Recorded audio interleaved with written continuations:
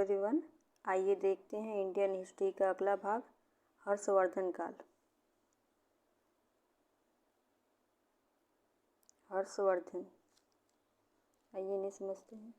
हर्षवर्धन 606 ईस्वी में 16 वर्ष की अवस्था में थानेश्वर की गद्दी पर बैठा।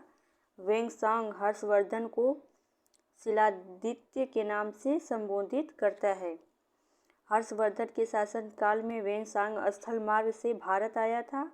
उसने अपना ग्रंथ शियुकी के नाम से लिखा। वेंगसांग को यात्रियों का राजकुमार तथा वर्तमान शाक्य मुनि कहा जाता है। वर्तमान शाक्य मुनि कौन है? वेंगसांग। हर्ष से पूर्व वर्धन वंश की राजधानी थानेश्वर थी, किंतु हर्ष ने कन्नौज को अपनी राजधानी बनाया। हर्षवर्धन सूर्य, शिव एवं बुद्ध का उपासक था। हर्ष का दूसरा नाम शिलादित्य था। शिलादित्य किसका नाम था? हर्षवर्धन का। हर्ष ने शिव पार्वती की आकृति युक्त सिक्के चलवाए। हर्ष एक महान विद्वान था। उसने प्रियदर्शिका, रत्नावली, नंगानंद नामक ग्रंथों की रचना की।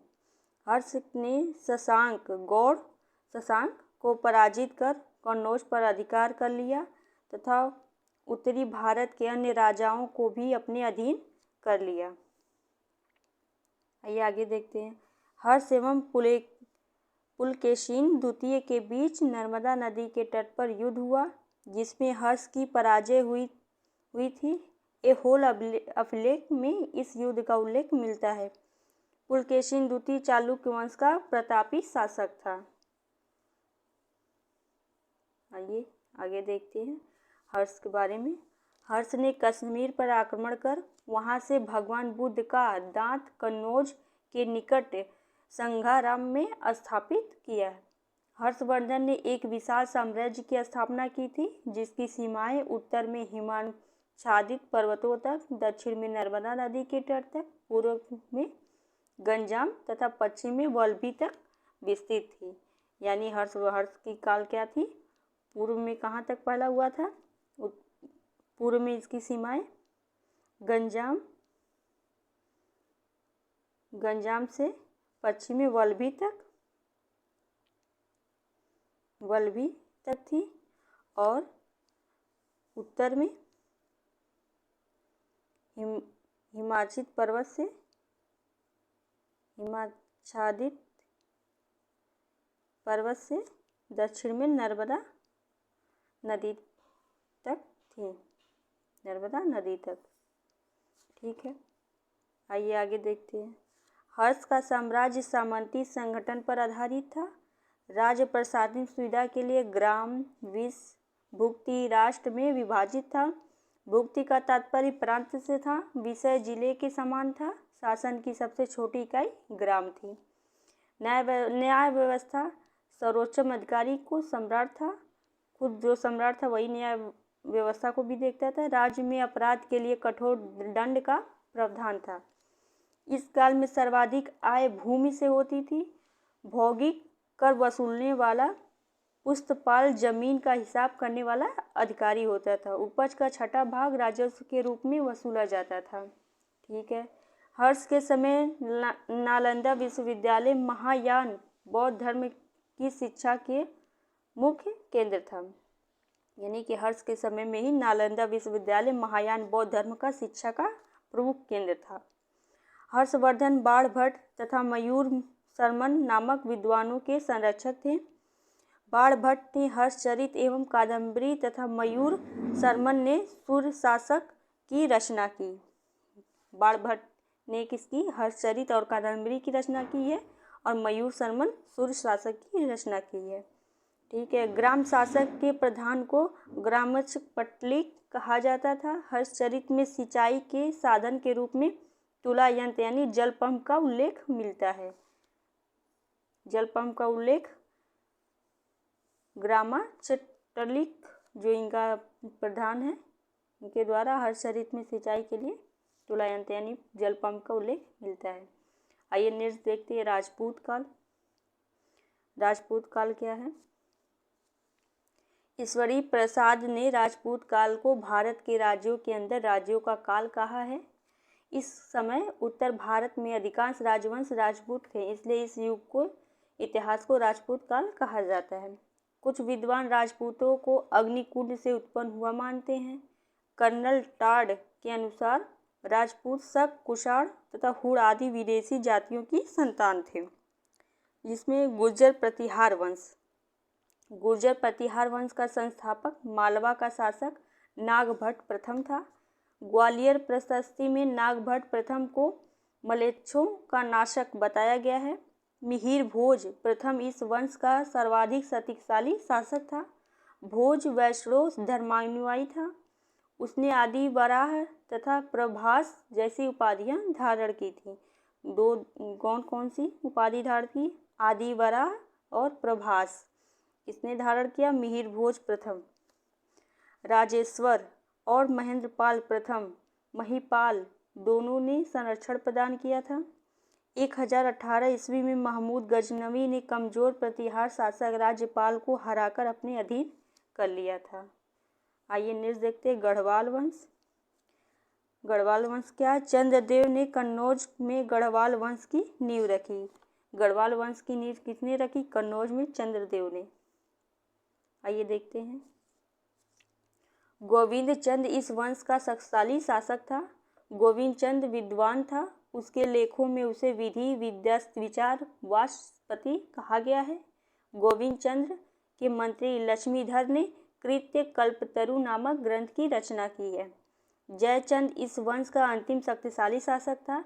एक कहावत के अनुसार चौहान नरेश पृथ्वीराज तृतीय ने जयचंद की पुत्री संयोगिता से का अपहरण कर लिया था। जयचंद ने 1194 ईस्वी में मोहम्मद गौरी से चंदावर का युद्ध लड़ा, जिसमें वह मारा गया। आइए नेक्स्ट देखते हैं चौहान वंश। चौहान वंश की क्या विशेषताएं हैं? चौहान वंश का संस्थापक वासुदेव था। इस वंश का सर्वाधिक शक्तिशाली शासक भृगराज चतुर्थ अथवा विशलदेव था। विशलदेव कवि और लेखक भी था। उसने हरिकेल नामक एक संस्कृत नाटक की रचना की। हरिकेल नामक संस्कृत की रचना किसने की है? विशलदेव कवि। इसके दरबार में राजकवि सोमदेव निवास करते थे, जिसने ललित विग्रहराज और कथा सरित सागर नामक ग्रंथ की रचना की। पृथ्वीराज तृतीय इस वंश का अंतिम शासक था। उसका 1191 में मोहम्मद गौरी के साथ तराइन का प्रथम युद्ध हुआ, जिसमें मोहम्मद गौरी की हार हुई थी। तराइन का प्रथम युद्ध 1191 में पृथ्वीराज तृतीय के द्वारा और मोहम्मद गौरी के बीच लड़ा गया था। 1192 ईस्वी में तराइन के द्वितीय युद्ध में मोहम्मद गौरी ने पृथ्वीराज तृतीय को पराजित किया। पृथ्वीराज तृतीय दरबारी कवि चंबरदाई ने पृथ्वीराज रासु नामक महाकाव्य तथा पृथ्वीराज विजय नामक संस्कृति काव्य की रचना की। चौहान नरेश हरिराज ने आग में जलकर आत्महत्या कर ली थी। चौहान नरेश हरिराज ने। आइए देखते हैं नेक्स्ट क्या है। सल्तनत का दिल्ली सल्तनत 1206 से 1526 ईस्वी तक। कुतुबुद्दीन ऐबक 1206 से 1210 को भारत में तुर्की राज्य का संस्थापक माना जाता है, किंतु दिल्ली सल्तनत का वास्तविक संस्थापक इल्तुतमिश 1210 से 1236 था। कुतुबुद्दीन ऐबक ने दिल्ली में सल्तनत की स्थापना तो की थी, तुर्की राज्य का था लेकिन इनका दिल्ली सल्तनत का वास्तविक संस्थापक इल्तुतमिश को माना जाता है। इल्तुतमिश ने सुल्तान के पद को वंशानुगत बनाया। इसी के समय में अवध में प्रियर्थु का विद्रोह हुआ था। इल्तुतमिश ने तुर्कान ए चहलगानी 40 अमीरों का समूह की स्थापना की। इसने लाहौर के स्थान पर दिल्ली को अपनी राजधानी बनाया तथा इक्ता की शासन व्यवस्था और सुल्तान की सेना के निर्माण का विचार दिल्ली सल्तनत को प्रदान किया। लाहौर से राजधानी दिल्ली लाने वाला इल्तुतमिश ही था, याद रखिएगा। सल्तनत काल के दो महत्वपूर्ण सिक्के, चांदी का टका और तांबे का जीतल, इल्तुतमिश के समय में ही आरंभ हुआ था। इल्तुतमिश को गुंबद निर्माण का पिता कहा जाता है। भारत में जो भी गुंबद निर्माण हुआ इसी के द्वारा किया गया, इल्तुतमिश के द्वारा। सुल्तानगढ़ी का मकबरा भारत का प्रथम मकबरा है। रजिया बेगम ने प्रताप प्रथा का त्याग कर पुरुष की तरह चोंगा और कुल्हापा यानी टोपी पहना। इल्तुतमिश के बाद उसका पुत्र रुकनुद्दीन फिरोज दिल्ली सल्तनत गद्दी पर बैठा, किंतु तुर्की अमीरों ने रुकनुद्दीन को हटाकर रजिया को बैठाया, यानी उनकी बेटी को सिंहासन पर आसीन किया।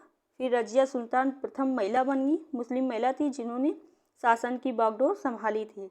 रजिया की हत्या 13 अक्टूबर 1240 ईस्वी को डाकुओं द्वारा कर दी गई थी। 1260 ईस्वी में बलबन दिल्ली की गद्दी पर बैठा। वह इल्तुतमिश का गुलाम था। उसने सुल्तान की प्रतिष्ठा को स्थापित करने के लिए रक्त एवं लौह की नीति अपनाई। रक्त एवं लौह की नीति किसने अप्लाई थी? बलबन ने अप्लाई थी। बलबन ने तुर्कान चहलगामी का दमन किया। बलबन ने एक सैन्य विभाग दीवाने अर्ज की स्थापना की। इससे अतिरिक्त उसने नौरोज प्रथा आरंभ की थी। आइए नेक्स्ट देखते हैं खिलजी वंश, जो 1290 से 1320 ईस्वी तक रहा। खिलजी वंश की स्थापना जलालुद्दीन फिरोज खिलजी ने की थी। मुसलमानों का दक्षिण भारत पर आक्रमण जलालुद्दीन के समय देवगिरी के शासक रामचंद्र देव पर हुआ। जलालुद्दीन के समय ईरानी फकीर सिद्दी मौला को हाथी के पैरों तले कुचला दिया गया था। 1296 ईस्वी में जलालुद्दीन खिलजी के भतीजे अलाउद्दीन खिलजी ने उसकी हत्या कर दिल्ली की गद्दी पर बैठा। अलाउद्दीन खिलजी ने सेना को नगद वेतन देने एवं अस्थायी सेना की नींव रखी। इसने घोड़ा दागने एवं सैनिकों का हुलिया लिखने की प्रथा आरंभ की। अलाउद्दीन खिलजी द्वारा ये लागू किया गया था। अलाउद्दीन खिलजी ने अलाई दरवाजा, सीरी का किला, हजार खंबा महल का निर्माण करवाया था। अलाउद्दीन खिलजी ने सिकंदर द्वितीय की उपाधि धारण की थी। अलाउद्दीन खिलजी ने आर्थिक सुधारों के लिए बाजार नियंत्रण की नीति की व्यवस्था की। मुबारक शाह खिलजी ने स्वयं को खलीफा घोषित किया तथा इस्लाम खतरे में है के नारे दिए। मुबारक शाह खिलजी द्वारा इस्लाम खतरे में है नारा दिया गया। आइए नेक्स्ट देखते हैं तुगलक वंश, 1320 से 1414 ईस्वी तक रहा। गाजी मालिक ने 1320 ईस्वी में तुगलक वंश की स्थापना की और गयासुद्दीन तुगलक नाम से सिंहासन पर बैठा। यानी जो गाजी मालिक है वही गयासुद्दीन तुगलक भी है।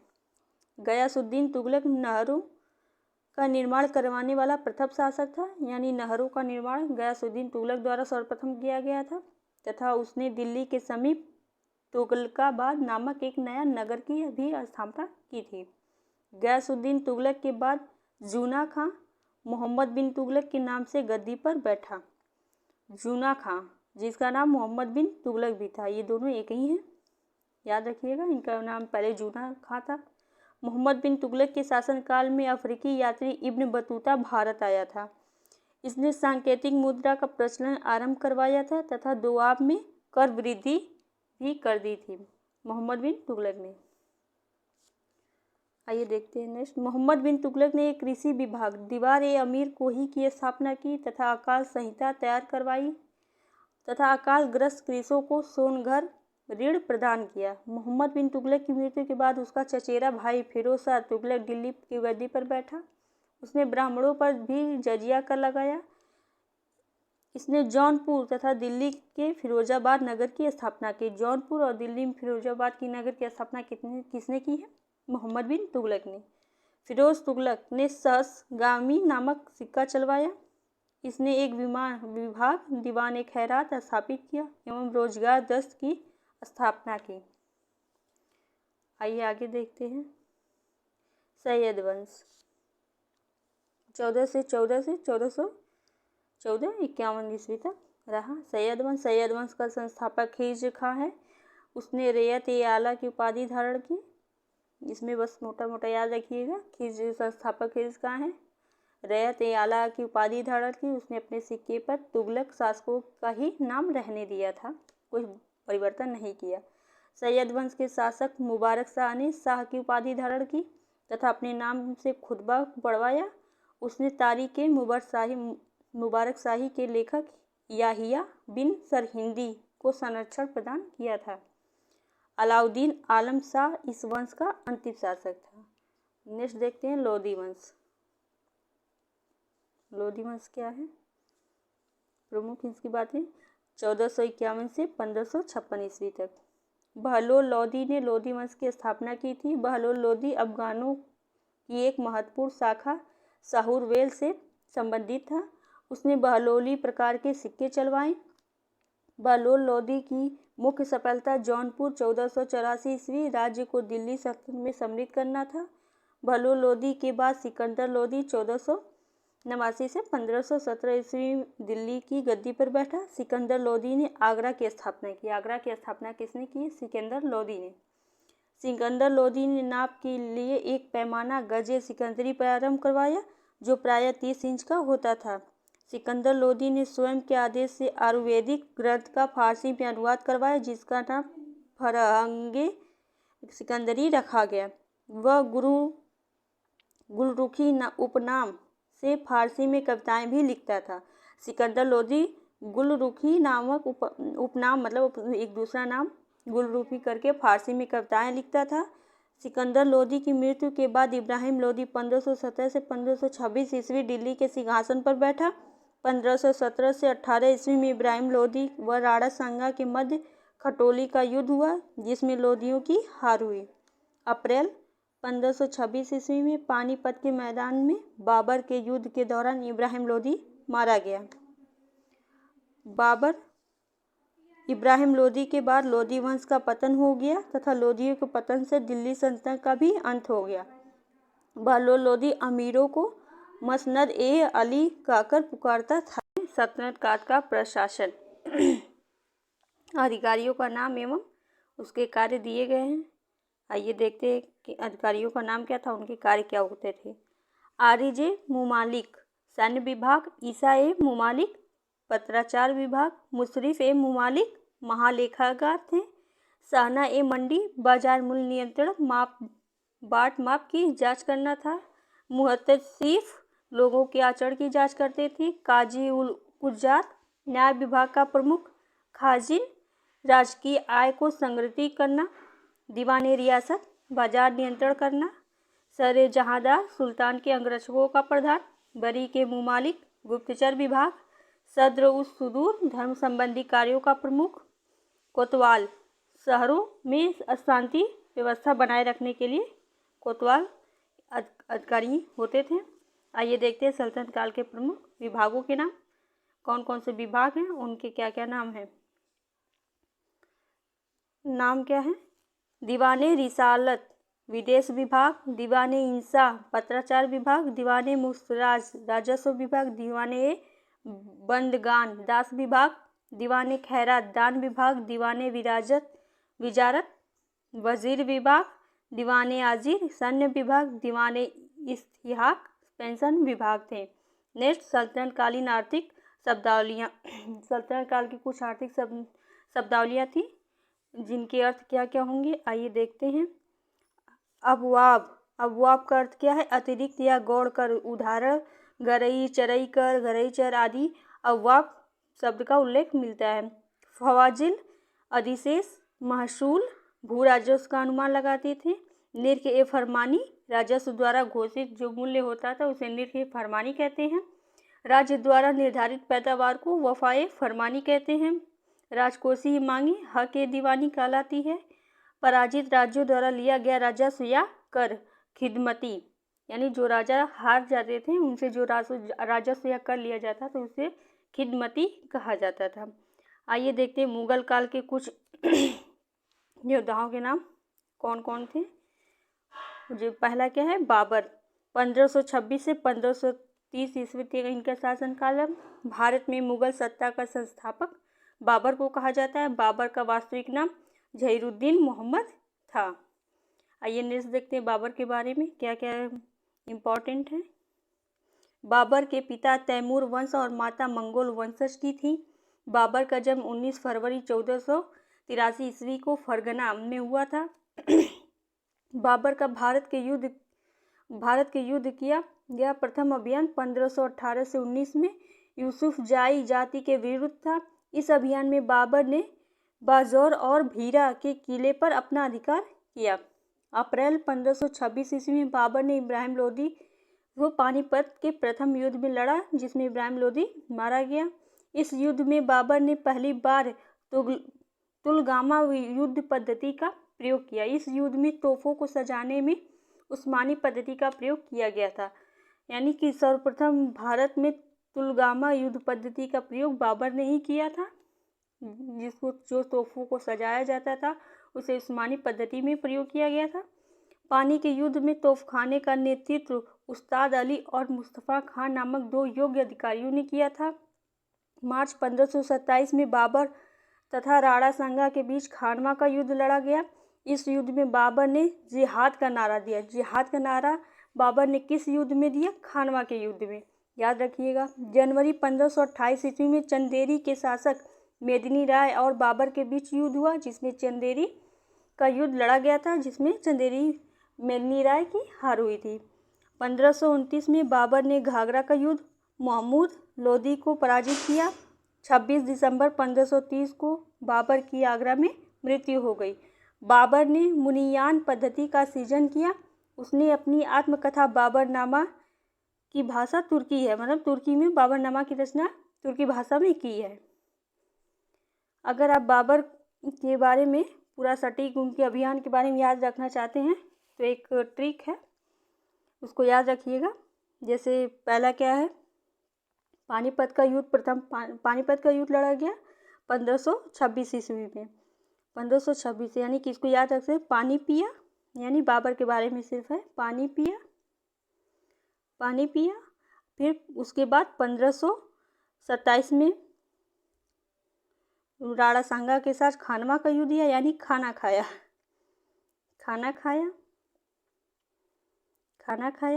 1528 में चंदेरी का युद्ध यानी चल दिया, इसको आप लिख सकते हैं चल दिया। 1529 ईस्वी में घग्गर का युद्ध यानी घर गया। फिर 1530 में क्या हुआ? मर गया। ये ट्रिक है, आप चाहे तो इसको याद कर सकते हैं। 1526 पानी पिया, 1527 खाना खाया, 1528 चल दिया, 1529 घर गया, 1530 में मर गया, यानी उनकी पूरी लीला समाप्त हुई। पानी पिया मतलब पानीपत का युद्ध, खानवा का युद्ध, चल दिया चंदेरी का युद्ध, घर का घग्गर का युद्ध या घाघरा का युद्ध, मर गया, यानी 1530 में इसकी मृत्यु हो गई। ये ट्रिक है, आप याद रख सकते हैं। आइए नेक्स्ट देखते हैं। हुमायूं 1530 से 40, 1555 से 1556 ईस्वी तक हुमायूं शासन किया। 30 दिसंबर 1930 को 22 वर्ष की आयु में हुमायूं का राज्याभिषेक किया गया था। 1930 ये डेट नहीं हो सकती।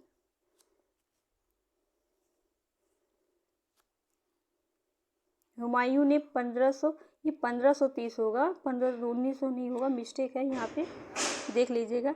हुमायूं ने 1531 ईस्वी में कालिंजर के शासक प्रताप रुद्रदेव पर अपना पहला आक्रमण किया। 27 जून 1529 ईस्वी को हुमायूं एवं शेर खां के बीच चौसा का युद्ध हुआ, जिसमें हुमायूं पराजित हुआ। आगरा और दिल्ली पर शेर शाह का अधिकार हो जाने के बाद हुमायूं सिंध होता हुआ ईरान के शाह के पास चला गया। 1555 ईस्वी में अफगान सेना और मुगल सेना के बीच सरहिंद का युद्ध हुआ। मुगल सेना का नेतृत्व बैरम खान ने किया। इस युद्ध में अफगानों की पराजय हुई थी। सरहिंद की विजय के बाद 1555 ईस्वी में एक बार पुनः दिल्ली के तख्त पर हुमायूं को बैठने का सौभाग्य मिला। हुमायूं के दूसरी बार बादशाह बनने के एक साल बाद जनवरी 1556 ईस्वी में दीन पनाह नगर के पुस्तकालय की सीढ़ियों से गिरने के कारण उसकी मृत्यु हो गई। क्वेश्चन एक बार पूछा था, यह आया था कि किस शासक की सीढ़ियों से पुस्तकालय की सीढ़ियों से गिरने से मृत्यु हो गई थी। याद रखिएगा, हुमायूं की। नेक्स्ट देखते हैं अकबर। नेक्स्ट भाग अकबर 1556 से 1605 ईस्वी। अकबर का राज्याभिषेक अल्पवयस्क में ही 14 फरवरी 1556 ईस्वी को पंजाब के कलानौर नामक स्थान पर हुआ था। अकबर के बचपन का नाम जलाल था। अकबर के शिक्षक का नाम अब्दुल लतीफ़ था। 1556 से 1560 ईस्वी तक बैरम खां ने अकबर को प्रशासन में संरक्षण दिया। बैरम खां की ईमानदारी के कारण उसे खाना की उपाधि से सम्मानित किया गया था। आइए नेक्स्ट देखते हैं इसमें क्या है। 5 नवंबर 1556 में अकबर और हेमू के बीच पानीपत का द्वितीय युद्ध हुआ, जिसमें हेमू पराजित हुआ था। पानीपत का प्रथम युद्ध 1526 ईस्वी में हुआ था। वो किसके साथ हुआ था? बाबर और इब्राहिम लोदी के बीच हुआ था। दूसरा पानीपत का युद्ध अकबर और हेमू के बीच 1556 ईस्वी में हुआ। फलतः अकबर को दिल्ली व आगरा का शासक घोषित किया गया। हेमू विक्रमादित्य की उपाधि धारण करने वाला भारत का 14वां शासक था। अकबर ने 1562 ईस्वी में दास प्रथा, 1563 ईस्वी में तीर्थ यात्रा कर तथा 1564 में जजिया कर को समाप्त कर दिया था। ये पूछा जाता है 1562 ईस्वी में दास प्रथा को समाप्त किया, 1563 में तीर्थ यात्रा कर लगाया, कर को समाप्त किया और 1564 में जजिया कर, इन तीनों को ही वो समाप्त किया था। 1567 में अकबर ने चित्तौड़ विजय के उपलक्ष्य में फतहनामा किया था। अकबर ने गुजरात विजय की स्मृति में फतेहपुर सीकरी एवं बुलंद दरवाजा बनवाया था। अकबर ने धार्मिक विषयों पर वाद विवाद के लिए 1575 में एक इबाद खाना की भी स्थापना की थी। 1579 ईस्वी में अकबर ने मजहर की घोषणा कर दी थी। मजहर नामक दस्तावेज का प्रारूप शेख मुबारक ने तैयार किया था। 1582 ईस्वी में अकबर ने सभी धर्मों में सामंजस्य स्थापित करने के लिए तौहीद-ए-इलाही या दीन-ए-इलाही नामक एक नए धर्म प्रवर्तित किया। सूफी मत में आस्था जताते हुए अकबर ने चिश्ती संप्रदाय को प्रश्रय दिया। वह शेख सलीम चिश्ती का परम भक्त था। 1583 ईस्वी में अकबर ने एक नए कैलेंडर इलाही संवत को जारी करवाया। अकबर के दरबारी लेखक अब्दुल फजल ने अकबरनामा ग्रंथ की रचना की है। अकबरनामा ग्रंथ की रचना अबुल फजल ने की है। 4 बाग बनाने की प्रथा अकबर ने शुरू की। अकबर वाद्य यंत्र नगाड़ा बजाने का शौकीन था। अब नगाड़ा बजाने का भी शौकीन था और अकबर के दरबार में नवरत्न जो सुशोभित होते थे, कहते हैं नवरत्नों का एक उनके पास ग्रुप था जो सभी उनके लिए कार्य करते थे।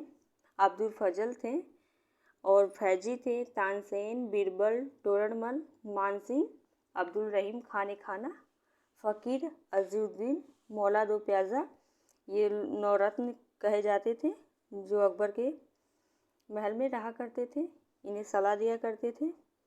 आइए नेक्स्ट देखते हैं। जहांगीर 1605 से 1627 ईस्वी में तक रहे। जहांगीर का जन्म अगस्त 1569 ईस्वी में शेख सलीम चिश्ती के आशीर्वाद से मरियम उज़मानी से हुआ था।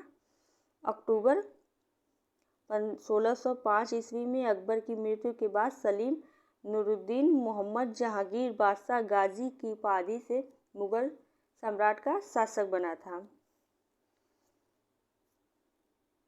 नूरजहां जहांगीर की पत्नी थी। इन दोनों का विवाह 1611 ईस्वी में हुआ था। नूरजहां के बचपन का नाम मेहरुन्निसा था। उसके पिता का नाम गियास बेग था। जहांगीर ने आगरा के किले पर न्याय की जंजीर लगवाई। जहांगीर ने 1602 ईस्वी में वीर सिंह बुंदेला द्वारा अब्दुल फजल की हत्या करवा दी थी। जहांगीर ने 1612 ईस्वी में पहली बार रक्षाबंधन का त्यौहार मनाया और अपनी कलाई पर राखी बनवाई थी। जहांगीर ने रक्षाबंधन का त्यौहार 1612 ईस्वी में मनाई थी। जहांगीर के शासनकाल में 1632 ईस्वी में शहजादा खुर्रम यानी शाहजहां के विद्रोह को महावत खां ने दबाया। जहांगीर ने सूरदास को संरक्षण दिया था। उसी के संरक्षण में मृगसागर की रचना हुई थी। आइए नेक्स्ट देखते हैं। जहांगीर के ही समय में चित्रकला को स्वर्णकाल कहा जाता है, क्योंकि इसने चित्रकला का विशेष समर्थन दिया था। जहांगीर के शासनकाल में सर थॉमस रो यानी सम्राट जेम्स का दूत भारत आया था। नूरजहां की मां अस्मत बेगम ने इत्र बनाने की विधि का आविष्कार किया था। ठीक है, आइए नेक्स्ट देखते हैं। जहांगीर ने ही मकबरा का निर्माण नूरजहां के लिए करवाया था। जहांगीर के शासन में Hawkins, sir Thomas Roe, William Finch, Edward Terry सभी यूरोपीय यात्री आए थे, न कि सिर्फ थॉमस रो आया था। आइए नेक्स्ट देखते हैं। शाहजहां का कार्यकाल क्या रहा है? 1627 से 1958 ईस्वी। शाहजहां का जन्म लाहौर में 1592 ईस्वी को मारवाड़ राजा उदय सिंह की पुत्री जगत गोसाई यानी जोधाबाई के गर्भ से हुआ था। शाहजहां का जन्म। शाहजहां के बचपन का नाम खुर्रम था। 1628 ईस्वी में शाहजहां आगरा में राज्याभिषेक किया गया। शाहजहां के शासनकाल में पहला विद्रोह 1628 ईस्वी में बुलंदेला शासक जुझार सिंह ने किया था। मोहम्मद सैयद मीर जुमला ने शाहजहां को कोहिनूर हीरा भेंट किया था। अपनी बेगम मुमताज महल की याद में शाहजहां ने आगरा में ताजमहल का निर्माण करवाया। 1638 ईस्वी में शाहजहां ने राजधानी को आगरा से दिल्ली स्थानांतरित किया।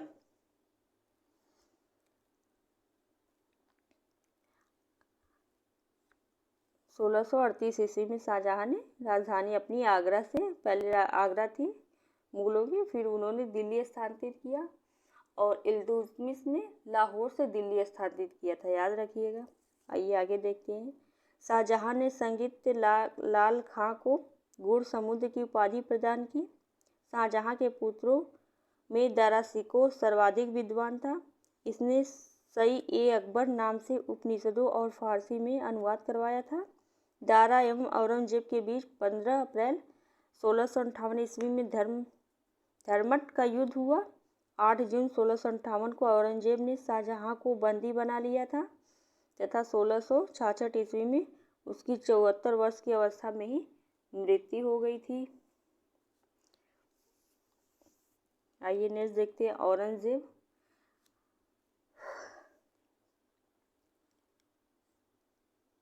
सामूगढ़ का युद्ध जो 19 अप्रैल 1658 ईस्वी को दारा एवं औरंगजेब के बीच लड़ा गया था। इस युद्ध में भी दारा की हार हुई थी। उत्तराधिकारी का अंतिम युद्ध देवराई की घाटी में हुआ था, जो उसकी 1669 ईस्वी में हुआ था, नहीं 1659 ईस्वी में हुआ था। इस युद्ध में भी दारा को ही हार का सामना करना पड़ा था और इस्लाम धर्म से भी अवहेलना मिली उन्हें, जिसके अपराध में 30 अगस्त 1659 को उन्होंने हत्या कर ली थी। आइए नेक्स्ट देखते हैं। औरंगजेब 1658 से 1707 ईस्वी। औरंगजेब का जन्म 24 अक्टूबर 1618 को दोहाद गुजरात में हुआ था। औरंगजेब के बचपन का अधिकांश समय नूरजहां के पास ही बीता था, यानी कि उनकी जो माता रही। आगे नेक्स्ट देखते। 1637 ईस्वी में दिलरास बानो बेगम के साथ औरंगजेब का निकाह हुआ था, यानी विवाह हुआ। 1658 में औरंगजेब ने आगरा में अपना राज्याभिषेक करवाया। इसके बाद देवराई के युद्ध में सफल होने के बाद 1659 ईस्वी में औरंगजेब ने दिल्ली में दूसरी बार अपना राज्याभिषेक करवाया था। आइए नेक्स्ट देखते हैं। मीर मोहम्मद हकीम औरंगजेब के गुरु थे। औरंगजेब के गुरु मीर मोहम्मद हकीम थे। औरंगजेब सुन्नी धर्म को मानता था। उसे जिंदा पीर भी कहा जाता है। जिंदा पीर किसको कहा जाता है? औरंगजेब को कहा जाता है, याद रखिएगा। औरंगजेब ने 1679 ईस्वी में जजिया को पुनः लागू किया, जिसको अकबर ने समाप्त किया था। औरंगजेब ने पुनः लागू कर दिया था। 1663 ईस्वी में औरंगजेब ने सती प्रथा पर प्रतिबंध लगा दिया। औरंगजेब ने शिवाजी को राजा की उपाधि दी थी। औरंगजेब ने 1668 ईस्वी में हिंदू त्योहारों और उत्सवों को मनाए जाने पर रोक लगा दी थी। जहांगीर ने हिंदू धर्म के रक्षाबंधन पर्व को विशेष महत्व दिया था, वहीं औरंगजेब ने सभी उत्सव मनाने के लिए हिंदुओं को रोक लगा दी। 1685 में बीजापुर एवं 1687 में गोलकुंडा को औरंगजेब ने मुगल साम्राज्य में मिला लिया। औरंगजेब की मृत्यु 20 फरवरी 1707 को हुई। औरंगजेब ने औरंगाबाद में बीबी का मकबरा का निर्माण करवाया था।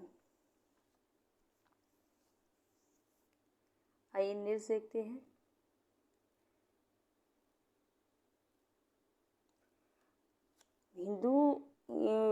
इसमें दिया है कि हिंदू त्योहारों का उत्सव मनाने पर रोक लगा दी थी, लेकिन अधिकतर औरंगजेब के शासन में जितने भी मुगल सेना के सेना रहे उसमें सर्वाधिक हिंदू ही सेनापति थे। ये इसमें इत्तेफाक या अपवाद हो सकते हैं। आइए नेक्स्ट देखते हैं क्या है। मुगल काल के प्रमुख अधिकारी एवं कार्य उनके क्या कह रहे हैं। सूबेदार प्रांतों में शांति स्थापित करने का कार्य करते थे। प्रांतीय राजस्व का प्रधान दीवान कहलाता था। प्रांतीय सैन्य प्रधान बख्शी कहलाता था। नगर का प्रधान कोतवाल होता था। परगने का प्रमुख अधिकारी सिकदार होता था। जिले का प्रमुख राजस्व अधिकारी अमल गुजार कहलाता था। ग्राम के कृषकों से प्रत्यक्ष संबंध बनाना एवं लगान निर्धारित करना, जो लगान निर्धारित करते थे वसूलते थे उनका कार्य होता था, तो उन्हें आमिल कहा जाता था। आइए नेक्स्ट देखते हैं मराठा साम्राज्य। मराठा साम्राज्य का क्या इतिहास रहा है। मराठा साम्राज्य की स्थापना छत्रपति शिवाजी द्वारा 17वीं शताब्दी के उत्तरार्ध में की गई और शीघ्र ही अपनी महत्वाकांक्षा के कारण मराठा साम्राज्य भारत की महत्वपूर्ण शक्ति बनकर उभरा और यहाँ तक कि बाद के दिनों में उन्हें मुगलों का उत्तराधिकारी भी कहा जाने लगा। साम्राज्य की प्रशासनिक व्यवस्था के लिए शिवाजी ने अष्टप्रधान का गठन किया, जिसमें पेशवा पद की स्थिति प्रधानमंत्री जैसी होती थी।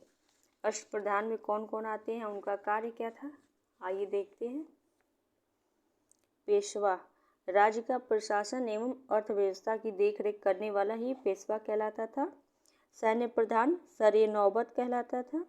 आय व्यय का लेखा जोखा रखने वाला अमात्य कहलाता था। सूचना, गुप्तचर एवं संधि विग्रह के विभागों का अध्यक्ष वाक्यान्वीस कहलाता था। राजकीय पत्रों को पढ़कर उसकी भाषा शैली को देखना चिटनीस कहलाया। विदेश मंत्री सुमंत होते थे। पंडित राव धार्मिक कार्यों को देखते थे। न्यायाधीश न्याय विभाग का प्रधान होता था। ये इनके अष्टप्रधान थे जो इनके दरबारी में कार्य करते थे। आइए नेक्स्ट देखते हैं। मराठा प्रशासन में दो महत्वपूर्ण कराधान प्रणाली चौथ तथा सरदेश मुखी थी। नेक्स्ट देखते हैं चौथ क्या होता है। चौथ भू राजस्व का 1/4 था जो मराठों के उस क्षेत्र पर आक्रमण नहीं करने के लिए दिया जाता था, और सरदेश मुखी 10% का अतिरिक्त अधिभार होता था जो उस क्षेत्र से लिया जाता था जो मुगलों के अधीन था, पर मराठा उस पर दावा करते थे। ये दो मराठा प्रशासन द्वारा महत्वपूर्ण कर लिया जाता था, जो एक चौथ और एक सरदेश मुखी। शिवाजी की मृत्यु के बाद उनके पुत्र संभाजी ने मुगलों से संघर्ष जारी रखा और यहाँ तक कि औरंगजेब के विद्रोह ही पुत्र अकबर द्वितीय को शरण भी दी। संभाजी को युद्ध में परास्त कर उसे मृत्युदंड दे दिया गया और शाहू को गिरफ्तार कर लाल किले में कैद कर लिया गया।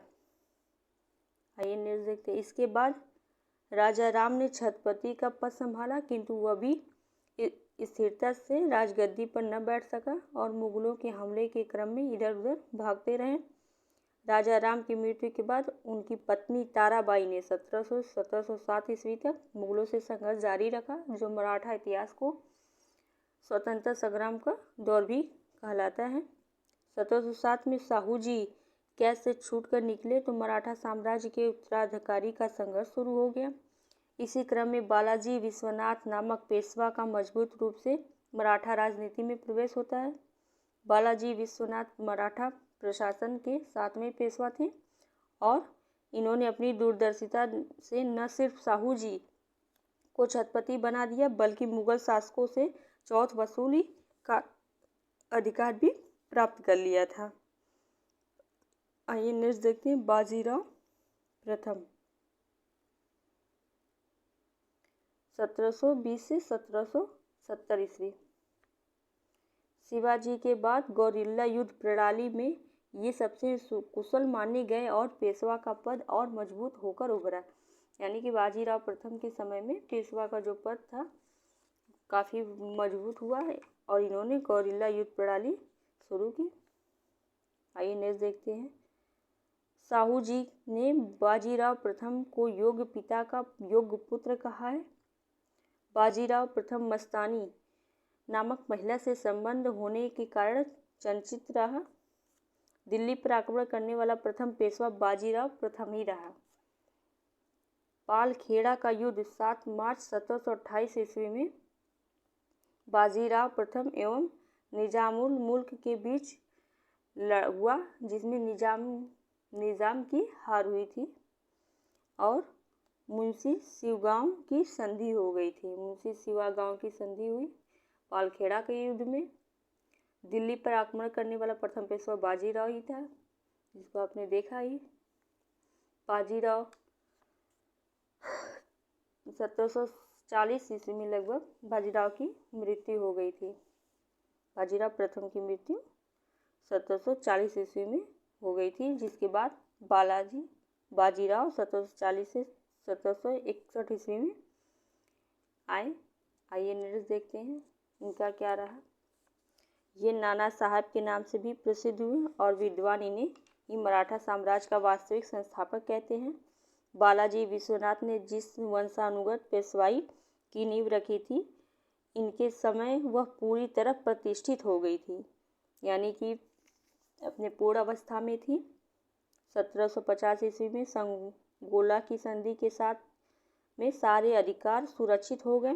बालाजी बाजीराव के समय ही पानीपत का तृतीय युद्ध 14 फरवरी 1761 ईस्वी में हुआ था। इस युद्ध में मराठा सेना का नेतृत्व सेनापति सदाशिव राव भाऊ ने किया था।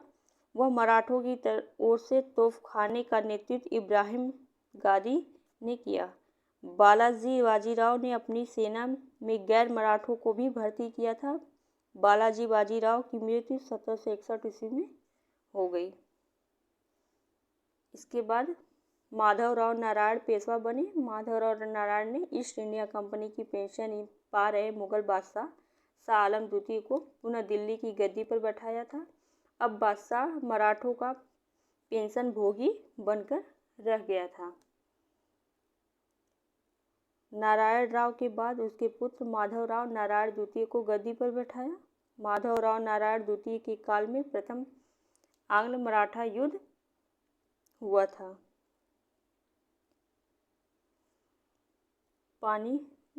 हुआ था। आइए नेक्स्ट देखते हैं। बाजीराव द्वितीय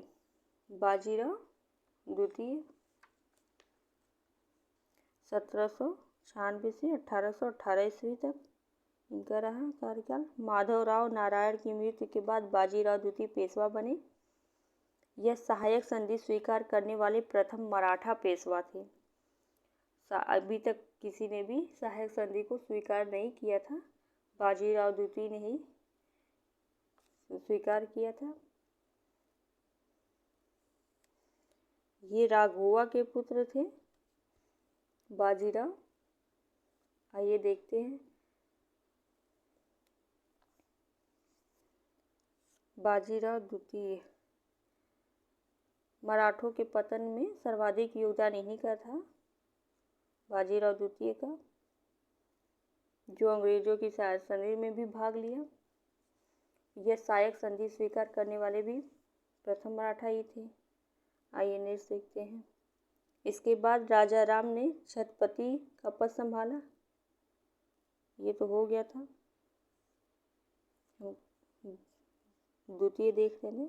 आइए नेक्स्ट देखते हैं क्या है। बाजीराव द्वितीय यह एक अयोग्य शासक था जो अपनी स्थिति बचाए रखने के लिए एक अधिकारी का दूसरे अधिकारी से मतभेद कराया। मराठों के पतन में इसका सबसे महत्वपूर्ण योगदान था।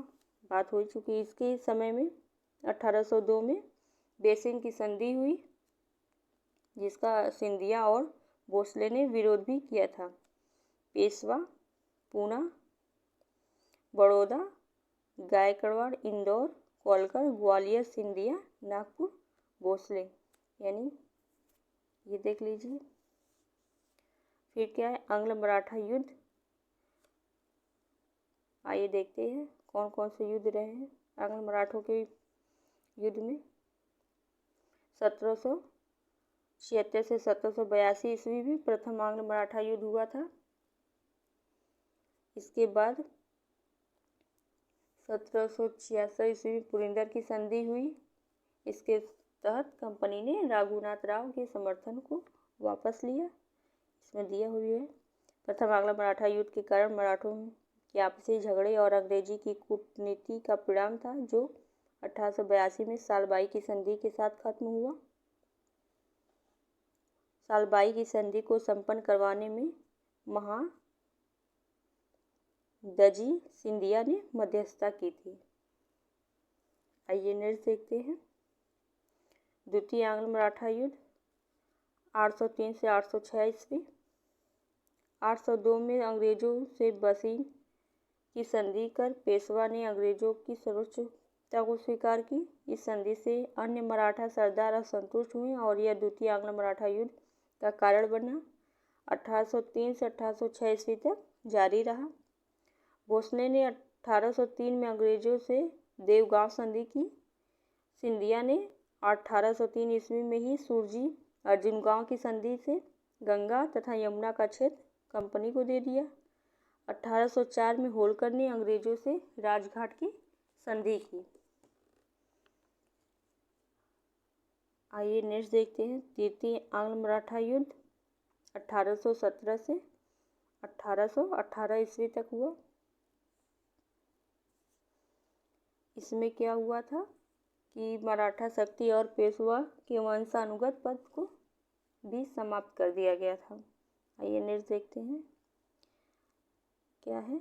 लॉर्ड हैस्टिंग्स जब गवर्नर जनरल बनकर भारत आया तो वह अंग्रेजों को सर्वोच्च शक्ति बनाने और ब्रिटिश साम्राज्य के विस्तार को स्पष्ट को उद्देश्य लेके आया ही था।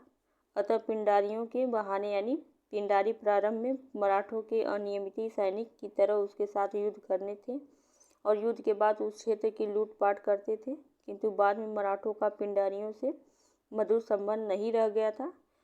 उसने मराठों से युद्ध की घोषणा कर दी और 1817 से 1818 ईस्वी के तीसरे आंग्ल मराठा युद्ध में अंग्रेजों ने विजय हासिल कर मराठा साम्राज्य का बड़ा भाग ब्रिटिश साम्राज्य में ही मिला लिया था। इसमें क्या था कि पेशवा जो बाजीराव द्वितीय ने कोरेगांव एवं मस्ती के युद्ध में हारने के बाद जब फरवरी 1828 ईस्वी में मेलकम के सम्मुख आत्मसमर्पण कर दिया था, तो अंग्रेजों ने पेशवा के पद को ही समाप्त कर बाजीराव द्वितीय को कानपुर के निकट, जो बिठूर है, कानपुर के निकट में पेंशन पर जीने के लिए ही भेज दिया था, जहां 1853 ईस्वी में भी इसकी भी मृत्यु हो गई थी। आइए नेक्स्ट देखते हैं ब्रिटिश राज का अभ्युदय। ब्रिटिश राज का अभ्युदय यानी कि प्रारंभ इसका। आइए देखते हैं। 1600 ईस्वी में महारानी एलिजाबेथ द्वारा ईस्ट इंडिया कंपनी को भारत के साथ व्यापार करने के लिए 15 वर्षों का चार्टर दिया गया, जिसके बाद में राजा जेम्स प्रथम ने अनिश्चितकालीन कर दिया। 1608 ईस्वी में कैप्टन हॉकिंस अधिकारी के रूप में अकबर के दरबार में संबोधित पत्र फैक्ट्री खोलने की इजाज़त से लेकर आया। हेक्टर नामक जहाज से आया, किंतु 1605 ईस्वी में अकबर की मृत्यु हो गई थी। वह जहांगीर के दरबार में उपस्थित हुआ और जिससे जहांगीर ने तुर्की भाषा में बात की। जहांगीर ने उसे इंग्लिश खान की उपाधि दी थी। 1615 में थॉमस रो ब्रिटिश सम्राट का दूत बनकर भारत आया और 3 वर्षों तक भारत में रहा। अंग्रेजों ने अपनी पहली फैक्ट्री अस्थायी रूप से 1608 ईस्वी में सूरत में खोली, जिसे 1613 ईस्वी में अस्थायी रूप दिया गया। तो वहीं दक्षिण में अंग्रेजों ने पहली फैक्ट्री मसूलीपट्टनम 1611 ईस्वी में स्थापित की और पूरब में 1651 में बालासोर उड़ीसा में स्थापित की थी। आइए नेक्स्ट देखते हैं। 1632 ईस्वी में गोलकुंडा के शासक ने ईस्ट इंडिया कंपनी को अपने क्षेत्र में सुरक्षा और व्यापारिक रियायतों की सुविधा दी, जिसे कंपनी हेतु सुनहरा फरमान कहा गया था। गोलकुंडा में जो 1932 में मिला था, जिसे सुनहरा फरमान कहा जाता है। आइए नेक्स्ट देखते हैं। 1717 ईस्वी में मुगल सम्राट फर्रुखसियर ने अंग्रेजों को अत्यधिक रियायतों वाला फरमान दिया, जिसमें बंगाल में व्यापारिक सुविधाओं के अतिरिक्त बम्बई में अंग्रेजों द्वारा जारी सिक्कों को मान्यता प्रदान की गई और हैदराबाद में अंग्रेजों की स्वायत्तता स्वीकार की गई। इसे ही कंपनी का मैग्ना कार्टा कहा जाता है। आइए नेक्स्ट देखते हैं इसके क्या महत्वपूर्ण स्थान है, स्थान, किला, वर्ष और इसकी विशेषताएं क्या रही हैं। ये देखते हैं। मद्रास सेंट जॉर्ज 1640 ईस्वी में फ्रांसीसी डे को मद्रास का निर्माता कहा जाता है। कलकत्ता फोर्ट विलियम 1699-1700, इस किले का प्रथम अध्यक्ष चार्ल्स आयर था। बम्बई सेंट थॉमस 1720 में ये तीनों किले थे। इसे चार्ल्स ब्रूम ने इस किले का निर्माण करवाया, किंतु बम्बई का सबसे प्रभावी गवर्नर चार्ल्स अंगियार ही था। आइए नेक्स्ट देखते हैं।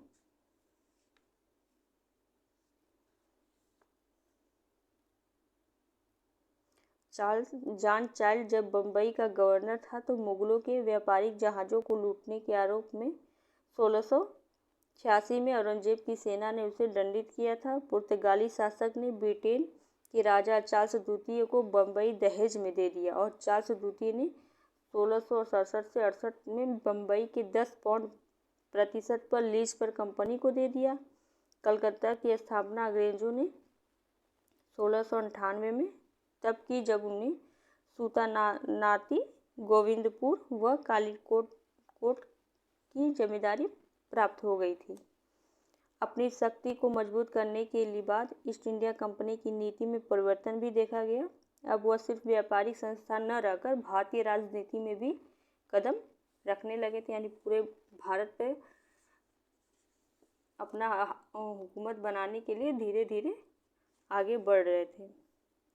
आइए देखते हैं आगे क्या। बंगाल के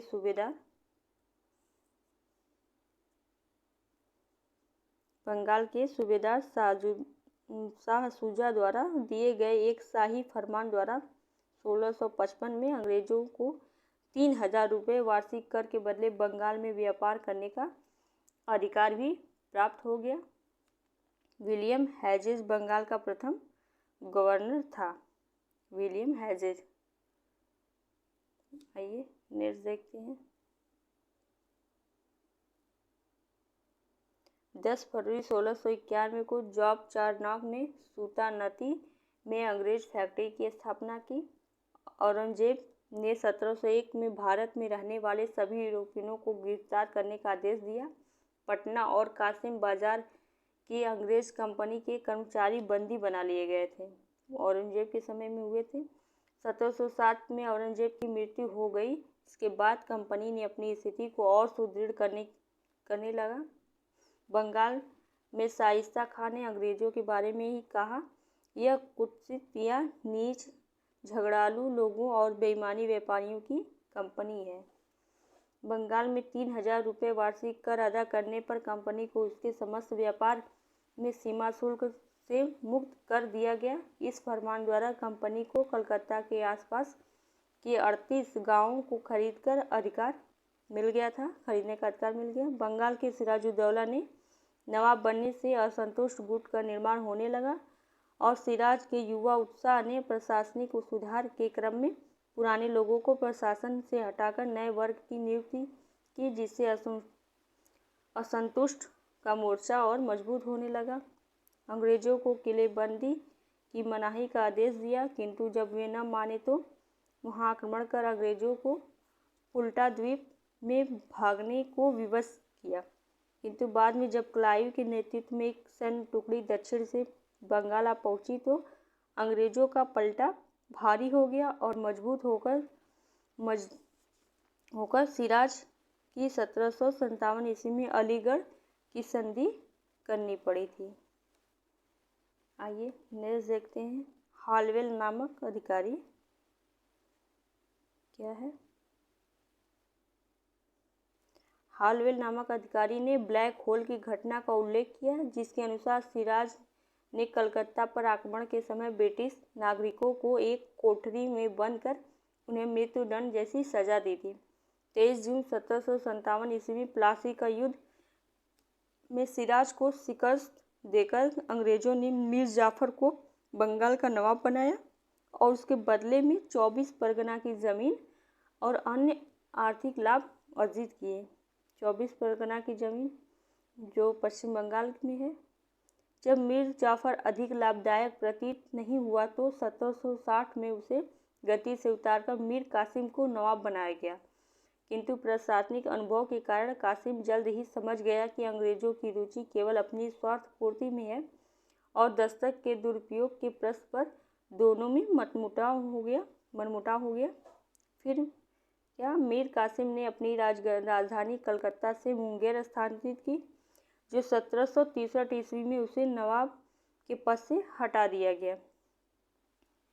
इसी बीच अवध के नवाब सिराजुद्दौला, मुगल सम्राट शाह आलम द्वितीय व मीर कासिम का एक त्रिगुट तैयार हुआ और 1764 में बक्सर का युद्ध में हेक्टर मुनरो के नेतृत्व में अंग्रेजों की एक छोटी सेना ने उस त्रिगुट को हराकर प्लासी के युद्ध के निर्णय की पुष्टि कर दी थी। नेक्स्ट देखते हैं। 1765 ईस्वी में रॉबर्ट क्लाइव, अवध का नवाब व शाह आलम द्वितीय के बीच इलाहाबाद की संधि हुई। मुगल सम्राट से अंग्रेजों को बंगाल की दीवानी का अधिकार भी मिल गया। अंग्रेजों ने कूटनीति का प्रयोग करते हुए निजामत का अधिकार नवाब के पास रहने दिया और दीवानी का अधिकार अपने हाथों में ले लिया। 1762 में से 1772 ईस्वी तक बंगाल में इसी तरह द्वैध शासन बना रहा, यानी कि जो भी नवाब बनते थे, अगर वो ब्रिटिश अधिकारियों के खिलाफ होते थे तो वो उन्हें हटाकर नेक्स्ट दूसरे को बैठा दिया करते थे। आइए नेक्स्ट देखते हैं। बंगाल के नवाब सिराजुद्दौला, कुछ महत्वपूर्ण तथ्य हैं इसमें। बंगाल के नवाब सिराजुद्दौला के समय में 20 से 21 जून को 1756 ईस्वी में काल कोठरी यानी ब्लैक होल की घटना घटी थी। प्लासी का युद्ध 23 जून 1757 ईस्वी को लड़ा गया था। प्लासी के युद्ध के समय भारत का मुगल बादशाह आलमगीर द्वितीय था। मीर जाफर को क्लाइव का गीदड़ या क्लाइव का गधा भी कहा जाता है। आप इसे देख लीजिए, गीदड़ या गधा दोनों कहा जाता है मीर जाफर को। 22 अक्टूबर 1764 ईस्वी में बक्सर के युद्ध के समय बंगाल का नवाब मीर जाफर था। बक्सर के युद्ध में अंग्रेजी सेना का नेतृत्व हेक्टर मुनरो ने किया था। इलाहाबाद की प्रथम संधि 1765 ईस्वी क्लाइव और मुगल बादशाह के बीच हुआ था। 1765 में इलाहाबाद की दूसरी संधि क्लाइव और अवध के नवाब के बीच हुआ था। द्वैध शासन का जनक लियोनिस कार्टिस को माना जाता है। अंग्रेजों के संरक्षण में बंगाल का प्रथम नवाब नजमुद्दौला था। बंगाल का अंतिम नवाब मुबारक उदौला था। नेक्स्ट क्या है? प्रथम स्वतंत्रता संग्राम। इसको हम नेक्स्ट भाग में कवर करेंगे। आइए देखते हैं प्रथम स्वतंत्रता संग्राम। 1857 का विद्रोह। 1857 ईस्वी का विद्रोह जो भारत का पहला ऐसा विद्रोह था जो न कि सिर्फ उत्तर भारत के विस्तृत क्षेत्र में फैला बल्कि इसमें विभिन्न वर्गों की सहभागिता भी थी। इस विद्रोह का कारण बहुआयामी थे, यानी बहुत से कारण थे, एक कारण को नहीं मान सकते। राजनीतिक कारण क्या थे? साम्राज्य विस्तार की आकांक्षा ने अंग्रेजों को देसी या भारतीय रियासतों के विलय को बढ़ावा दिया। लॉर्ड डलहौजी ने आक्रामकता को अपनाते हुए व्यक्तिगत सिद्धांत या हड़प नीति के द्वारा सतारा, जैतपुर, बघाट, झांसी व नागपुर के विलय की घोषणा की थी। हड़प नीति के तहत पहला जो देसी रियासत थी कौन सी थी या फिर कौन सी जगह का नाम क्या था, तो वो सतारा था। सतारा को सर्वप्रथम हड़प नीति के तहत विलय कर लिया गया था।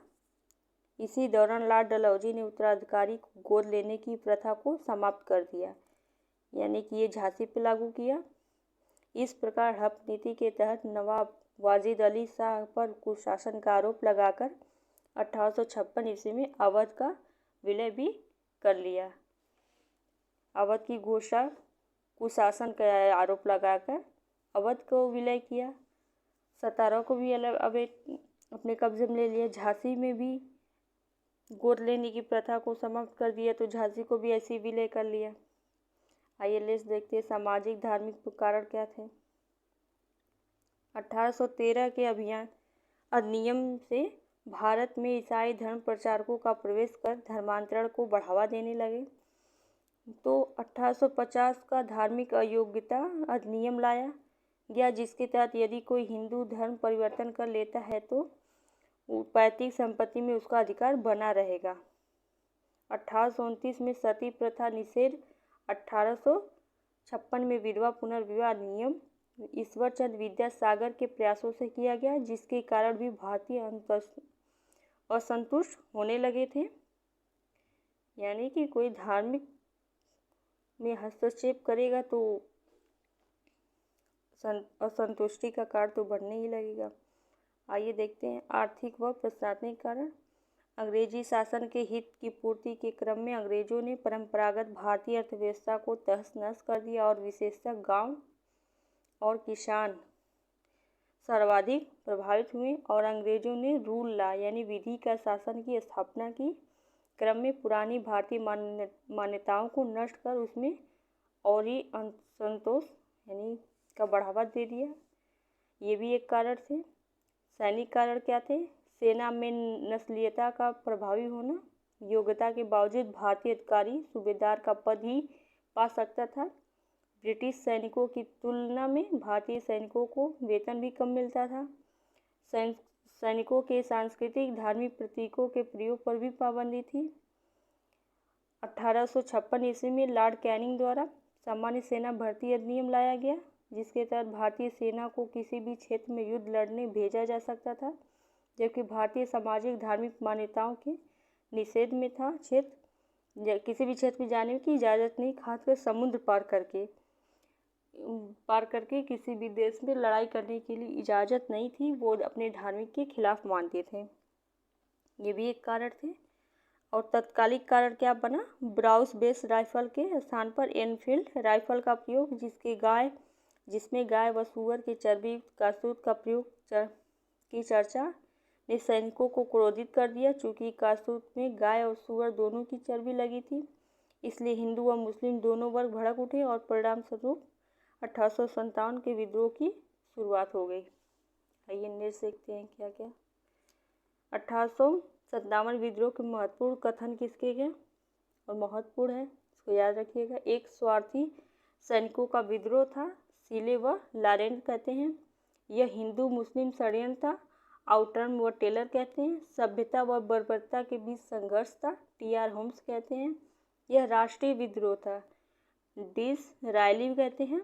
यह भारत का प्रथम स्वतंत्रता संग्राम था, वी.डी. सावरकर द्वारा कहा गया। ये सार्वधिक इम्पोर्टेंट है, इसको याद रखिएगा। अक्सर पूछा जाता है कि भारत का प्रथम स्वतंत्रता संग्राम 1857 विद्रोह था, किसने कहा था? वी.डी. सावरकर ने। आइए नेक्स्ट देखते हैं। 19 मार्च 1857 को बैरकपुर छावनी में मंगल पांडे ने विद्रोह की शुरुआत कर दी और ये 1857 के विद्रोह का प्रथम शहीद भी बने।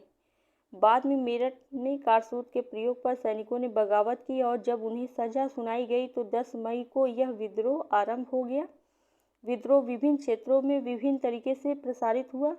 अवध में यह जन सामान्य का विद्रोह बन गया। इलाहाबाद में विद्रोह का नेतृत्व आम जनता के प्रतिनिधि लियाकत अली ने किया, तो नर्मदा के बीच विद्रोह लगभग न के बराबर ही था। मौलवी अहमदुल्ला ने फैज़ाबाद को अपना कार्यक्षेत्र बनाया और अंग्रेज़ों के विरुद्ध जिहाद घोषित किया। मौलवी अहमदुल्ला ने ही जिहाद को घोषित किया। अंग्रेज इनमें इतने भयभीत थे कि इन पर 50,000 रुपये का इनाम घोषित कर दिया था। कानपुर में विद्रोह के दौरान रानी सती चौरा की घटना का उल्लेख आता है, जिसमें कहा गया कि विद्रोहियों ने महिलाओं व बच्चों समेत 300 लोगों को मार डाला था। इस विद्रोह के दौरान राजाओं व नवाबों ने अंग्रेजों का साथ दिया और इसलिए गवर्नर जनरल लॉर्ड कैनिंग ने इन्हें तरंग अवरोधक कहा। बड़े जमींदार भी अंग्रेजों के साथ थे और पढ़ा लिखा नवोदित मध्य वर्ग यानी जो पढ़े लिखे थे वो भी तटस्थ बने रहे, क्योंकि अंग्रेजों के प्रगतिशील सुधारों और रूढ़वादी समाज द्वारा विद्रोह इन्हें अनुचित लग रहा था। इसकी असफलता के कारण क्या क्या रहे हैं आइए देखते हैं। निश्चित स्थिति, संगठन, नेतृत्व व विचारधारा का अभाव रहा।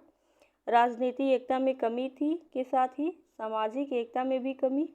हिंदू व मुस्लिम दोनों वर्गों में भी विद्रोह एक साथ भाग लिया था। आधुनिक अर्थशास्त्र का भी अभाव था। रणनीति भी सही नहीं बन पाई थी। जो जहीं से था वहीं से अपना लड़ाई लड़ने लगा था। इसका कारण ये भी था द्वितीय पंक्ति के नेतृत्वकर्ताओं का भी अभाव था, यानी कोई ठीक से एकजुटता नहीं थी। एकता रही होती तो अंग्रेज शासन कभी नहीं कर पाए होते। आइए देखते हैं केंद्र क्या क्या रहा और नेता कौन कौन से, विद्रोह का समाप्त करने वाले कौन कौन से अंग्रेज अधिकारी रहे हैं। आइए देखते हैं। दिल्ली में बहादुर शाह ने नेतृत्व किया था और इस नेतृत्व का समापन नीलसन व हडसन दोनों ने किया था। लखनऊ में बेगम हजरत महल ने विद्रोह किया था। कालीन कैंपबेल ने इसका समापन किया था। कानपुर नाना साहब, कालीन कैंपबेल। झांसी में रानी लक्ष्मीबाई, जनरल यूरोज ने इसका दमन किया।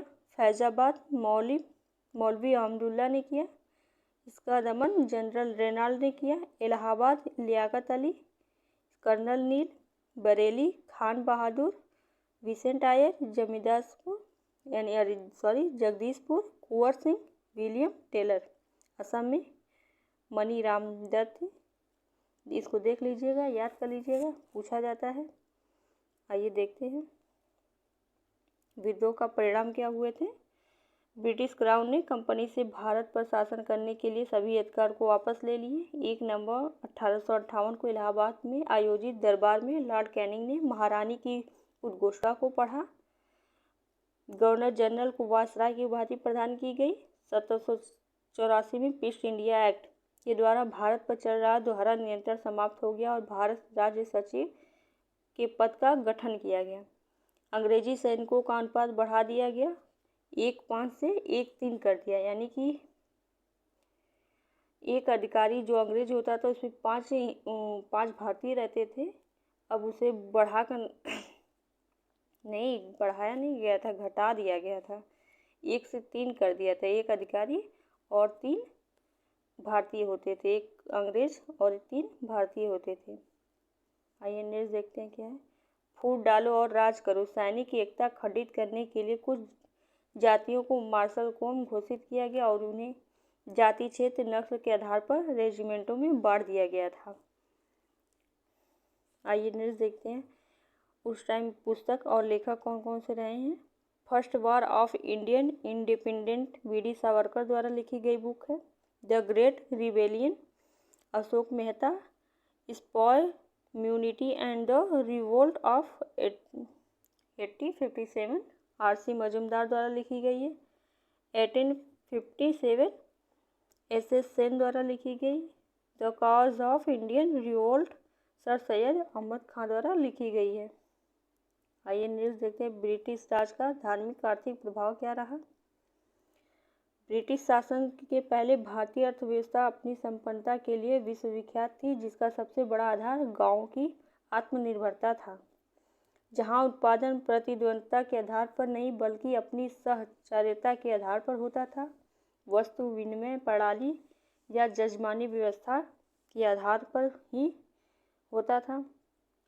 प्लासी और बक्सर के युद्ध के बाद अंग्रेजों ने बंगाल की समृद्धि पर अपना पूरा अधिकार जमा लिया और परिणामस्वरूप भारतीय अर्थव्यवस्था अधिशेष और आत्मनिर्भरता की अर्थव्यवस्था से औपनिवेशिक अर्थव्यवस्था में परिवर्तित हो गई। भारतीय अर्थव्यवस्था को ब्रिटिश औपनिवेशिक अर्थव्यवस्था में परिवर्तित करने के पीछे ब्रिटिश सरकार का मुख्य उद्देश्य था। अपने उद्योगों के लिए कच्चा माल सस्ता में प्राप्त हो जाता था। उन्हें अपने उत्पादों को भारतीय बाजार में और यानी कच्चा माल खरीदते थे, उन्हें बना के फिर वही उत्पाद बाजार में बड़ी कीमतों पे लागू करते थे। उपनिवेशवाद के विभिन्न चरण थे। पहला चरण क्या था? वाणिज्यिक चरण 1757 से 1813 ईस्वी। दूसरा औद्योगिक मुक्त बाजार 1813 से 1858 ईस्वी तक रहा। तीसरा वित्तीय पूंजीवाद 1858 के बाद का समय रहा। आइए देखते हैं इसे क्या इम्पोर्टेंट है। 1757 ईस्वी से 1813 ईस्वी का दौर बलपूर्वक लूट व बाजार पर एकात्रित का दौर कहलाता है। अर्थात ताकत के बल पर बंगाल के संसाधनों को लूटकर उन्हें ब्रिटिश भेजा जाने लगा था, यानी कि उनकी सत्ता स्थापित हो ही गई थी। आइए देखते हैं 1813 से 1857 ईस्वी का दौर दूसरा और मुक्त व्यापार का दौर कहलाया, जिसे अपनाने के मुख्य दो कारण थे। ब्रिटेन में औद्योगिक क्रांति की सफलता से वहां नया संपन्न वर्ग तैयार हुआ, जिसके ब्रिटिश संसद पर दबाव डाला कि भारत का बाजार सभी के लिए खोला जाए। एडम स्मिथ द्वारा प्रचारित हस्तक्षेप का सिद्धांत का लोकप्रिय हो गया था। अंग्रेजों ने भारतीय उद्योगों का गला घोट दिया, विशेषकर हथकरघा उद्योग। नगरीय उद्योगों का पतन तो तुरंत ही हो गया था, क्योंकि राजाओं की हार के बाद इन विलासी वस्तुओं की मांग में कमी आ गई थी। अंग्रेजों ने मुक्त व्यापार के बहाने आयात निर्यात की दरों को इस तरह निर्धारित किया कि ब्रिटिश सामग्री सस्ती हो जाए और भारतीय सामग्री महंगी, जिससे भारतीय सामग्री की मांग में कमी आई और अंग्रेजों ने ब्रिटिश सामग्री को भारत के कोने कोने पहुंचा दिया था। 1860 में के बाद वित्तीय पूंजीवाद का दौर, जिसमें प्रथम दो चरणों से प्राप्त धन को भारत में ही निवेश कर और अधिक पूंजी कमाने का उद्देश्य रखा गया था। नेक्स्ट क्या है? भारत की लूट और अंग्रेजों। इंग्लैंड में पूंजी संचय का ही प्रत्यक्ष परिणाम था। इंग्लैंड औद्योगिक क्रांति के दौर से भी गुजर रहा था। आइए देखते हैं भू राजस्व व्यवस्था क्या रही है। क्लाइव के कार्यकाल के दौरान भू राजस्व का वार्षिक बंदोबस्त होता था। फार्मिंग सिस्टम का भूमि को लगान वसूल हेतु ठेके पर दिए जाने के प्रथा का कालांतर में बंगाल का पर बुरा प्रभाव पड़ा। किसानों का शोषण बढ़ा और वे भुखमरी तक पहुंच गए थे। आइए नेक्स्ट देखते हैं। गवर्नर जनरल कॉर्नवालिस के समय एक 10 साला बंदोबस्त लागू किया गया, जिसे 1793 अस्थायी बंदोबस्त में परिवर्तित कर दिया गया था। लॉर्ड कॉर्नवालिस के समय में किया गया था। आइए नेक्स्ट देखते हैं। जमींदारी अस्थायी बंदोबस्त क्या है? इस बंदोबस्त में ब्रिटिश भारत के क्षेत्रफल का लगभग 19% हिस्सा शामिल था। यह व्यवस्था बंगाल, बिहार, उड़ीसा, उत्तर प्रदेश के वाराणसी तथा उत्तरी कर्नाटक के क्षेत्र में लागू की गई थी। इसमें भू राजस्व का 10/11 यानी भाग सरकार तथा शेष 1/11 भाग जमींदारों को होता था। इस व्यवस्था में राजस्व नकद के रूप में लिए जाने पर जोर दिया गया, जिससे उन क्षेत्रों में नगदी फसलों की खेती को बढ़ावा मिल सके। रमेश चंद्र दत्त और राजा राम मोहन राय ने अस्थायी बंदोबस्त का समर्थन किया, इसे अन्य क्षेत्रों में भी लागू करने की बात कही। इस व्यवस्था से अंग्रेजों ने भारत में एक सामाजिक मित्र प्राप्त कर लिया, इसलिए 1857 के विद्रोह में बड़े जमींदार अंग्रेजों के साथ खड़े हो गए थे। उनको लगा कि हमारे हित में कुछ कार्य करेंगे। आइए देखते हैं। अस्थायी बंदोबस्त के द्वारा जमींदारों की स्थिति मजबूत हो गई, क्योंकि उन्हें भूमि का पूर्ण स्वामी मान लिया गया, जिसके कारण भूमि पर जनसंख्या का दबाव इतना बढ़ गया था कि लोगों के सामने खेती के अलावा कोई दूसरा विकल्प ही नहीं था। आइए नेक्स्ट देखते हैं, रैयतवाड़ी व्यवस्था क्या है। रैयतवाड़ी व्यवस्था, इस व्यवस्था के तहत किसानों को भूस्वामी मानकर उन्हीं के साथ राजस्व वसूली का दायित्व भी तय किया गया। इसलिए यह व्यवस्था रैयतवाड़ी कहलाई, परंतु वास्तविकता यह थी कि वास्तविक स्वामित्व तो अंग्रेजों के पास ही था, क्योंकि लगान न देने की स्थिति में उनकी जमीनें नीलामी कर दी जाती थी। 1792 ईस्वी में कर्नल रीड ने मद्रास के बरहम महल क्षेत्र में इसे पहली बार अपनाया, किंतु इसे व्यवस्थित रूप 1820 ईस्वी में थॉमस मुनरो ने दिया था। यह व्यवस्था ब्रिटिश भारत के 51% क्षेत्र पर लागू की गई, जिसमें बम्बई, मद्रास, पूर्वोत्तर भारत के कुछ हिस्से शामिल थे। इस व्यवस्था में कलेक्टर की भूमिका को महत्वपूर्ण बनाया गया, किंतु समय की कमी और राजस्व व्यवस्था के ज्ञान के अभाव में किसानों का जमकर शोषण किया गया। आइए नेक्स्ट क्या है, मालवाड़ी व्यवस्था क्या है। इस व्यवस्था के तहत गांवों के समूह के आधार पर राजस्व प्रक्रिया को स्थापित किया गया। यह भूमि पर सामुदायिक स्वामित्व को स्वीकारती है। 1822 ईस्वी में हाल्ट मैकेंजी ने इसे व्यवस्थित रूप दिया और यह ब्रिटिश भारत के 30% क्षेत्र पर लागू की गई। इसमें अवध, आगरा, संयुक्त प्रांत यानी यूपी, पंजाब, राजपूताना, पश्चिमोत्तर क्षेत्र शामिल थे। इस व्यवस्था में राजस्व दर आरंभ में 80% पहुँच गया, जिसे लॉर्ड विलियम बेंटिंग ने 66 और बाद में डलहौजी ने 50% कर दिया था। आइए नेक्स्ट देखते हैं, बेंटिंग के कार्यकाल में मार्टिन बर्ड द्वारा पहली बार मानचित्र व रजिस्टर का प्रयोग किया गया।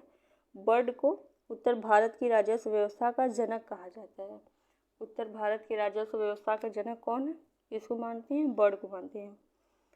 आइए रेल का विकास हुआ, इसके क्या योगदान रहे, आइए देखते हैं।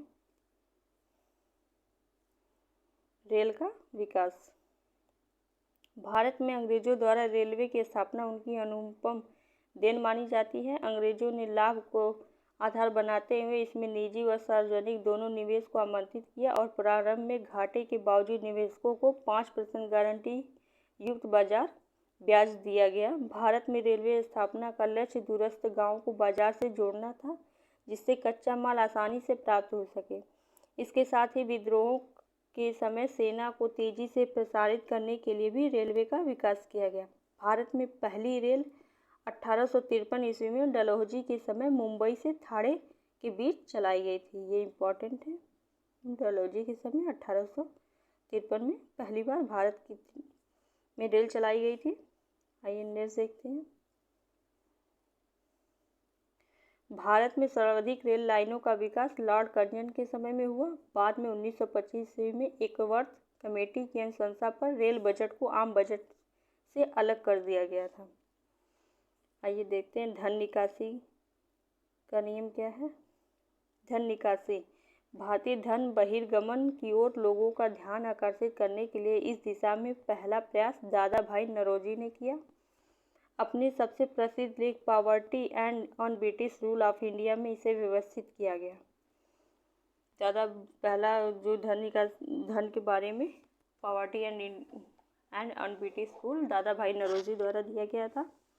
1896 ईस्वी में कांग्रेस अधिवेशन में धन निकासी का सिद्धांत को स्वीकार किया गया। बाद में दादा भाई नौरोजी के कुछ अन्य लेखों जैसे the want and means of India 1870 और on the commerce of India द्वारा धन के निकासन सिद्धांत की व्यवस्था की गई है। धन के निकासन के बारे में एक अन्य राष्ट्रवादी नेता महादेव गोविंद रनाल्डे ने 1872 में पुणे में एक व्याख्यान के दौरान भारतीय पूंजी और संसाधनों के बहिर्गमन की आलोचना करते हुए कहा है, क्या है, राष्ट्रीय पूंजी का 1/3 हिस्सा किसी न किसी रूप में ब्रिटिश शासन द्वारा भारत के बाहर ले जाया जाता है। महादेव गोविंद रनाल्डे कौन थे? कमेंट में बताइएगा।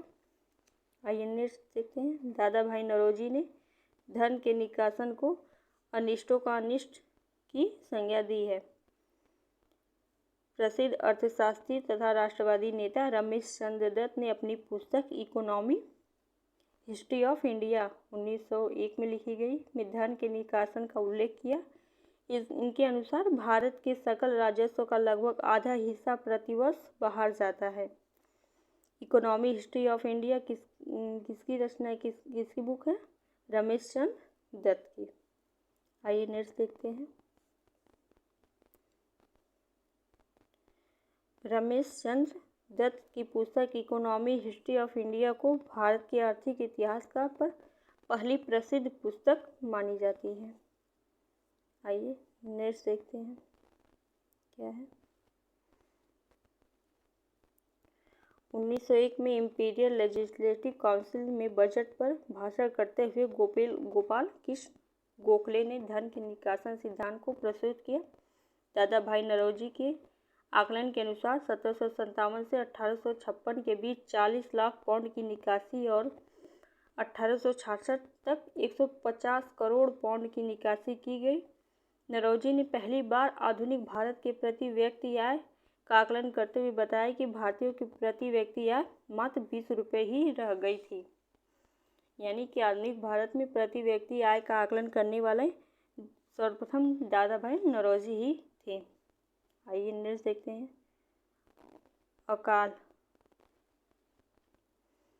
अंग्रेजों की शोषणकारी नीतियों के कारण भारत में निरंतर अकाल पड़ते रहे। इसका कारण खाद्यान्न उत्पादन का सरकार द्वारा उचित वितरण न करना तथा कुप्रशासन था। 1875 से 1900 के बीच भारत में लगातार अकाल पड़े और असंख्य भारतीयों की भूखमरी से मौत हो गई। आज़ादी के पहले अंतिम भीषण अकाल बंगाल में 1943 में पड़ा, जिसमें लाखों लोगों की मौत हो गई थी। ब्रिटिश सरकार ने अकाल से लोगों को बचाने के लिए विभिन्न अकाल आयोगों की स्थापना की। आइए देखते हैं कौन कौन से अकाल आयोग बने।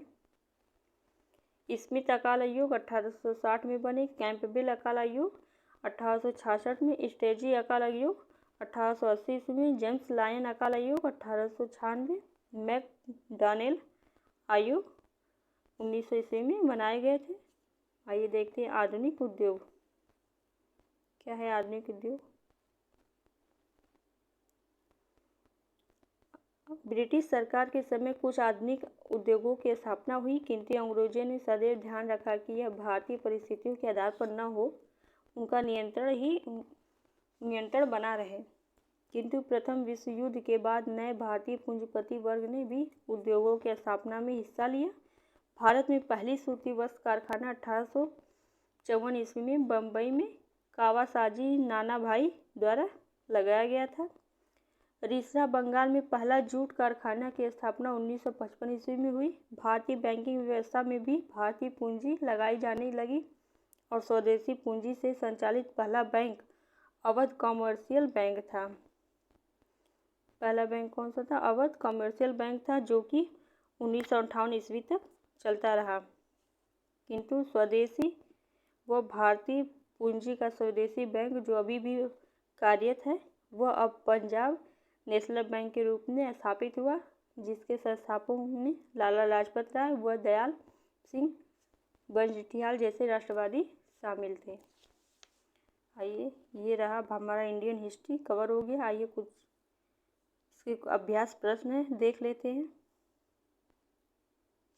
अभ्यास प्रश्न क्या क्या रहे हैं, आपके लिए हेल्पफुल होंगे यूपी पेट के लिए। इसमें दिया है भारत के शासन करने शिफ्ट यूपी SSC पेट 2021 में शिफ्ट 1 में पूछा गया था। भारत के शासन करने वाले दिए गए शासकों का कालक्रम दिया गया है। आइए देखते हैं। शेरशाह सूरी, अकबर, अलाउद्दीन खिलजी और इल्तुतमिश, यानी कि इनका कार्यकाल के अनुसार सही क्रम में व्यवस्थित करना है। आइए देखते हैं सबसे पहले क्या है, कौन थे? इल्तुतमिश थे। इल्तुतमिश के बाद शेरशाह सूरी आए, अलाउद्दीन थे, अकबर तो सबसे लास्ट में थे, यानी कि ये फर्स्ट सही होगा। नेक्स्ट क्या है, निम्न में से कौन से संत शिवाजी के समकालीन थे? शिवाजी के समकालीन कौन से संत थे? तुकाराम थे। आइए नेक्स्ट देखते हैं, बंगाल के प्रथम गवर्नर जनरल कौन थे?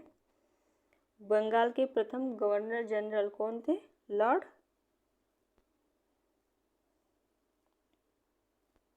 लिटन नहीं, लॉर्ड हॉकिंस थे ना। चरक संहिता संबंधित है चिकित्सा से। चरक संहिता किससे संबंधित है? चिकित्सा से। निम्न में से कौन सा जोड़ा सही नहीं है? आइए देखते हैं कौन सा जोड़ा सही नहीं है।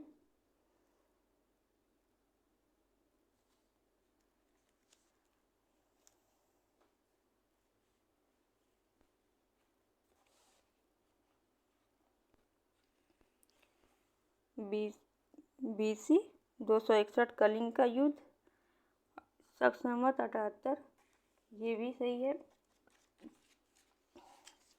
622 AD मुस्लिम युग की शुरुआत, इसमें क्या गलत है?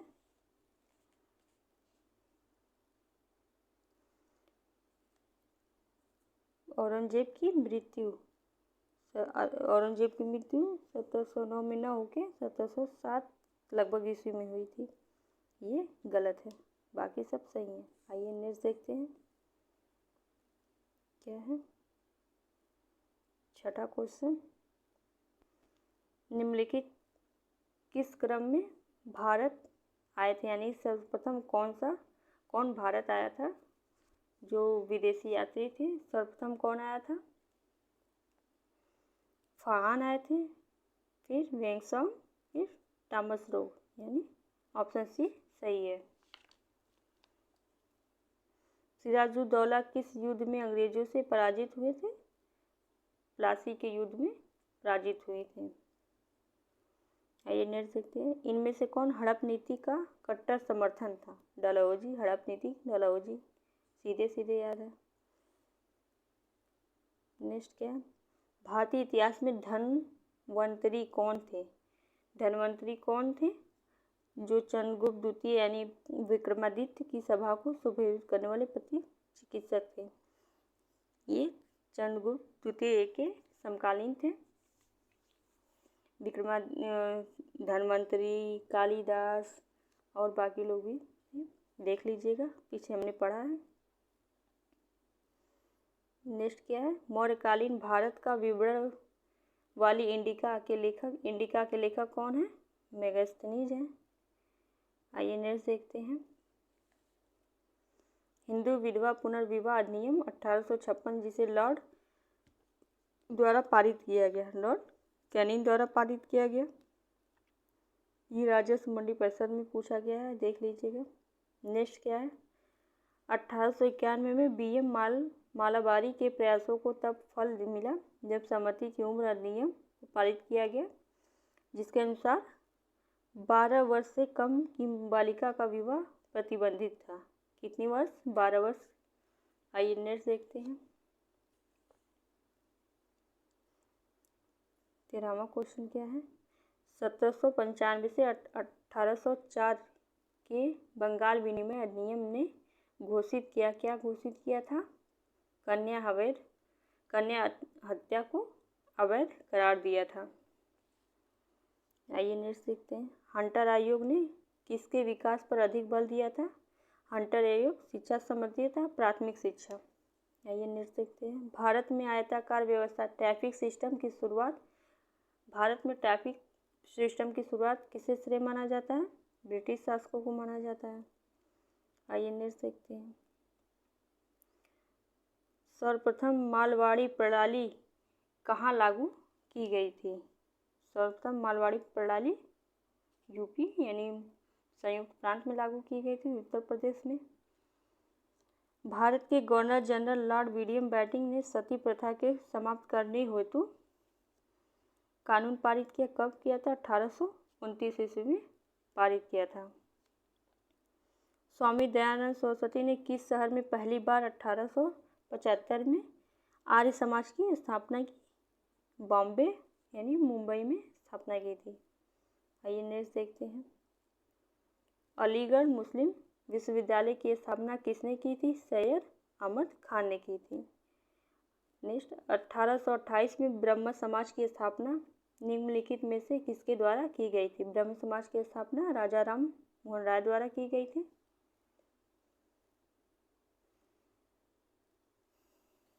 आइए नेक्स्ट देखते हैं। ब्रह्म समाज की स्थापना किसने की थी? वही है क्वेश्चन, राजा राम मोहन राय द्वारा की गई। क्या दे रहा है? भारत में राजनीतिक सुधारों के लिए आंदोलन शुरू करने वाले भारतीय नेता कौन थे? राजा राम मोहन राय ही थे। आइए नेक्स्ट देखते हैं।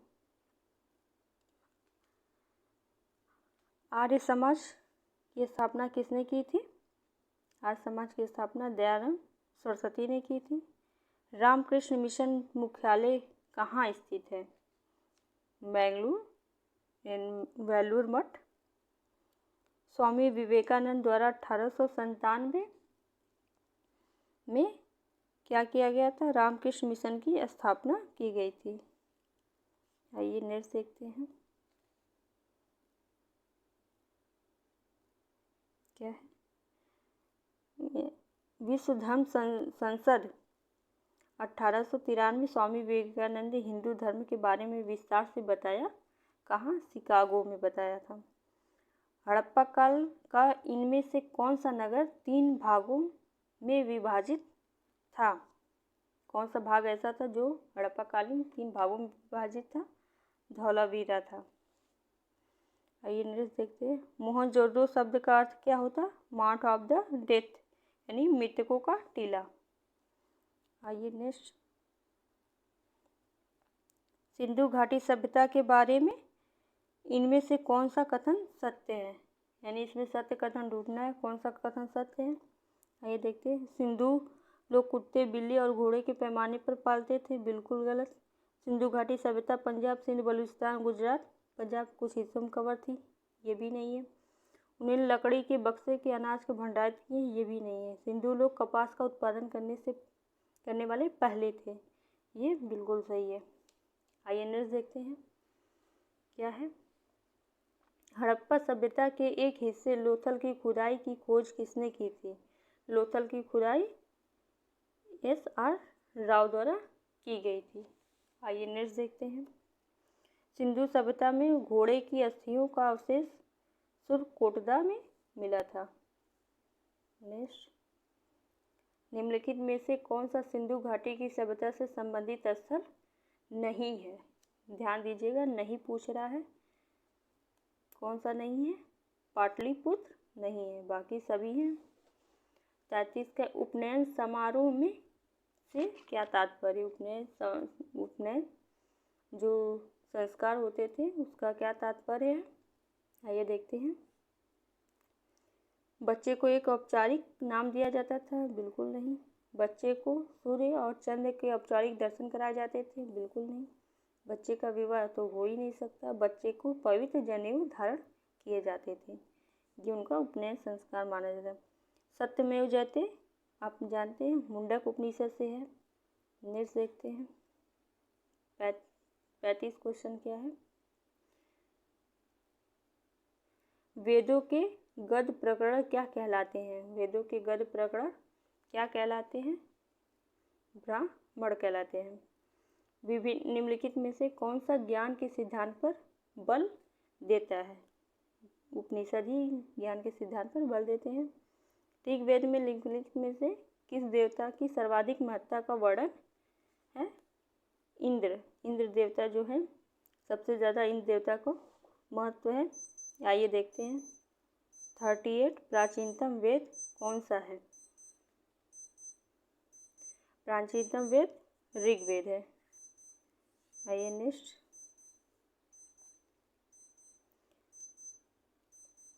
निम्नलिखित में से किस भारतीय पुरातन ग्रंथ में अपराध और अपराधी का जिक्र मिलता है? अर्थशास्त्र, न्याय मीमांसा, मधुसूदन, यानी सभी में मिलता है।